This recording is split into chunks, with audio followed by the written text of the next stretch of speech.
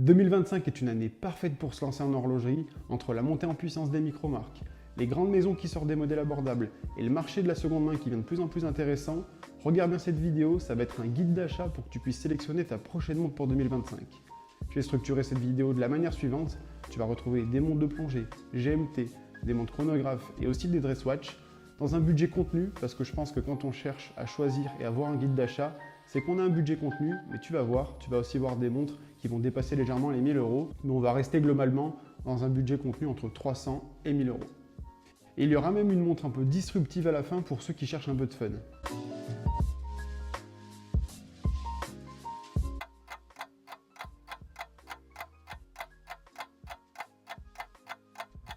Et on commence tout de suite cette sélection avec un type de montre qui me tient à cœur, ce sont les montres de plongée. Je pense que les montres de plongée, ce sont des montres idéales en daily parce qu'elles sont étanches à l'eau mais aussi à la poussière. Ça fait que vous pouvez tout faire avec ces montres, ce sont de parfaites daily. On trouve en général des cadrans très contrastés et des lunettes tournantes unidirectionnelles. Pourquoi des lunettes tournantes unidirectionnelles, donc on peut tourner que dans un sens? Parce que de base, les montres de plongée ont été conçues pour les plongeurs et donc ils tournaient la lunette pour connaître exactement la réserve d'oxygène qu'ils avaient. Et si jamais avec un coup, la lunette venait à tourner, ça pouvait réduire pourquoi pas le temps de plonger, mais pas donner une mauvaise information au plongeur en lui donnant une réserve d'oxygène plus grande que ce qu'elle est réellement. Et on commence cette sélection avec une marque qui me tient à cœur parce que ça a été ma première montre de plongée et ma première montre automatique. Il s'agit de la marque Orient avec la Orient Mako. Orient, c'est une référence en matière de montres abordables et bien construites. La gamme Mako, avec son look inspiré des grandes plongeuses suisses, propose un design polyvalent, que ce soit sur un bracelet acier ou caoutchouc. Des index bien visibles, une belle présence au poignet et un rapport qualité-prix imbattable. Ma première montre automatique, comme je vous l'ai dit, c'était une Orient. Je l'ai portée pendant plus de 2 ans et elle n'a jamais bougé.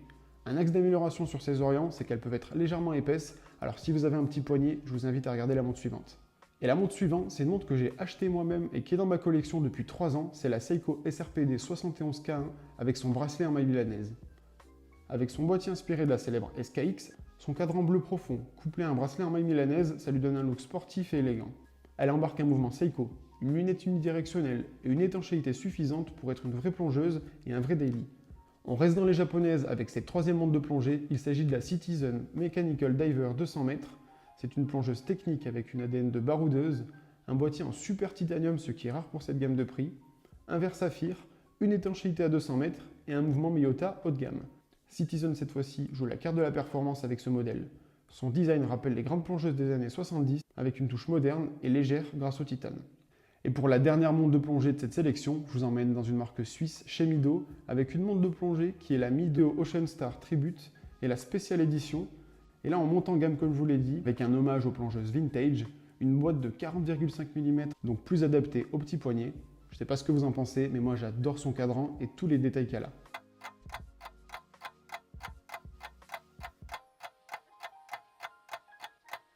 Et cette fois-ci, avec les chronographes, on monte légèrement en gamme de prix. En effet, ce sont des montres qui sont plus complexes. Et avec les chronographes, vous avez une montre qui est équipée d'un mécanisme qui permet de mesurer des temps courts avec un look plus sportif. Et la première, c'est mon coup de cœur, c'est une micro-marque suisse, je la porte actuellement au poignet. Il s'agit de la Furlan Mary Rosso Grigio. Furlan Mary, c'est une micro-marque suisse qui a fait sensation.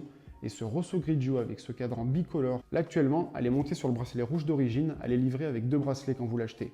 Vous avez un bracelet qui est top, marron top, et ce bracelet rouge, je l'ai monté hier, et sincèrement, ça donne vraiment beaucoup de caractère à cette montre, je la redécouvre, et généralement, quand vous changez de bracelet, c'est comme si vous changez de montre. Et l'avantage chez Furlan Mary, c'est que c'est livré directement avec 2 bracelets.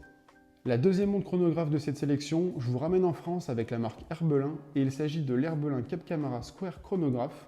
C'est un design audacieux que j'ai beaucoup apprécié, et là on retrouve un cadran carré, texturé, rappelant les modèles intégrés des années 70, et ce chronographe, pour moi, c'est une belle alternative pour ceux qui veulent sortir du lot, tout en restant dans le classique. Et avant de passer à la pépite suivante, qui est une montre suisse, Swiss Made, avec une histoire folle, je vous invite à vous abonner à cette chaîne. On est déjà plus de 500 en 2 mois, je vous remercie pour ça. Alors abonne-toi pour rien rater, on va être au Watch & Wonders, au Time to Watch, on va couvrir beaucoup d'événements horlogers, et si tu veux continuer à t'éduquer dans les montres, ou si tu es plus aguerri, en découvrir un peu plus sur notre passion, je t'invite à t'abonner. Et pas plus de suspense, la prochaine montre c'est une Hamilton, il s'agit de l'Hamilton classique Intramatic chronographe. C'est un hommage au chronographe des années 60, j'adore ce cadran panda ultra lisible, un mouvement manuel pour une vraie sensation horlogère, une montre qui respire le vintage tout en restant moderne. Et pour finir avec cette sélection de chronographes, je t'emmène du côté de chez Tissot. une marque très appréciée et à juste titre puisque c'est une marque très qualitative. Et on va parler de la Tissot PRX chronographe 42 mm. Et là, Tissot a frappé fort avec cette PRX. Dans cette version chronographe, elle est tout à fait réussie.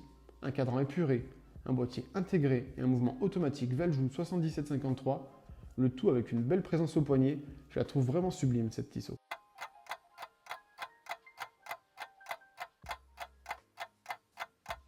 Ce sont des montres élégantes, souvent avec peu de complications. Ce sont des montres 3 aiguilles. Alors ce qu'on appelle les 3 aiguilles, c'est les montres avec une aiguille des heures, des minutes et des secondes. Et ce qui est génial avec les dress watch, c'est qu'on peut avoir des goûts extrêmement raffinés dans des budgets plus contenus. Et pour la première, je vais ravir les Français, on va parler de la LEAP qui appartenait au général de Gaulle. Il s'agit de la LEAP de Gaulle 35, une pièce au charme rétro, un cadran sobre et son format contenu 35 mm, idéal pour ceux qui aiment les montres vintage et qui ont un petit poignet. Ce qui est génial avec cette pièce, c'est que vous ne pouvez pas vous rater. Il y a plusieurs déclinaisons et tout le monde y trouvera son compte. Pour la deuxième montre dress watch, je vous emmène au Japon chez Seiko, une marque reconnue, avec la Seiko SUR30 7P1, simple, efficace, intemporelle, une montre qui se fait discrète au poignet, mais avec une finition impeccable de chez Seiko. Là, vous êtes sur un mouvement quartz, mais un budget extrêmement contenu. Je pense que c'est idéal pour s'acheter sa première montre. Pour la prochaine montre, il s'agit de mon coup de cœur de cette sélection côté dress watch. C'est la Yema Urban Classic. Avec le bracelet en maille milanaise, elle a un look néo-vintage, un cadran travaillé et son bracelet en maille. Parfait pour un usage quotidien élégant. Et vous le verrez, plus le cadran est travaillé, plus ça donne de détails. Et c'est vraiment ce qu'on apprécie en horlogerie. Et comme je l'ai dit, ce que j'aime vraiment sur cette Yema, c'est le cadran qui est travaillé. Vous allez pouvoir regarder votre montre et toujours découvrir de nouveaux détails. À présent, on va monter en gamme avec une marque suisse reconnue. J'ai d'ailleurs été récemment à Genève, été invité par la marque pour découvrir leur nouveau modèle. Et ce sont des qualités de finition d'une maison que j'adore. Il s'agit de Frédéric Constant avec la Frédéric Constant classique Slimeline. On monte en gamme comme je vous l'ai dit avec Frédéric Constant qui propose ici une montre très fine avec une petite seconde très élégante, un cadran sobre, une montre suisse accessible avec un vrai ADN horloger. On peut admirer le travail du cadran et admirer le travail des aiguilles qui ont des formes très intéressantes. Et pour ceux qui veulent une montre très élégante, automatique, dans un petit budget, je vous propose de découvrir la Citizen Platform avec un boîtier travaillé, un mouvement automatique, un cadran noir très lisible. C'est une alternative moderne et abordable.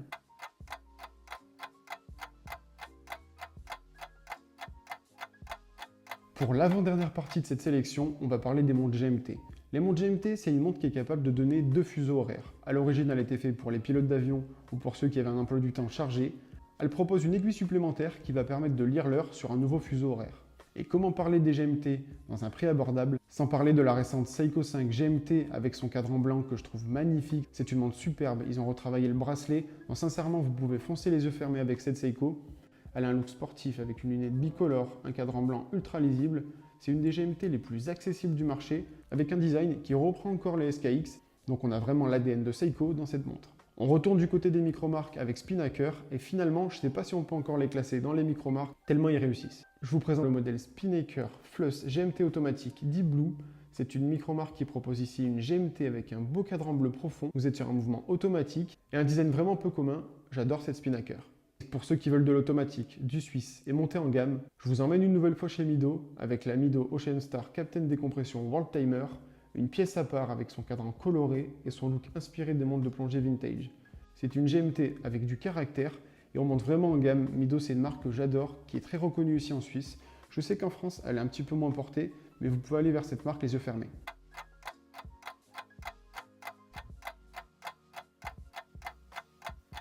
Et pour la dernière partie, la partie bonus, je vous emmène découvrir une montre que j'ai découverte dans la boutique de Clément Entretemps. C'est le célèbre youtubeur qui a ouvert une boutique au centre de Paris et j'ai été superbement reçu par l'un de leurs vendeurs qui m'a fait essayer la Lucky Hervé European Roulette Rose Gold.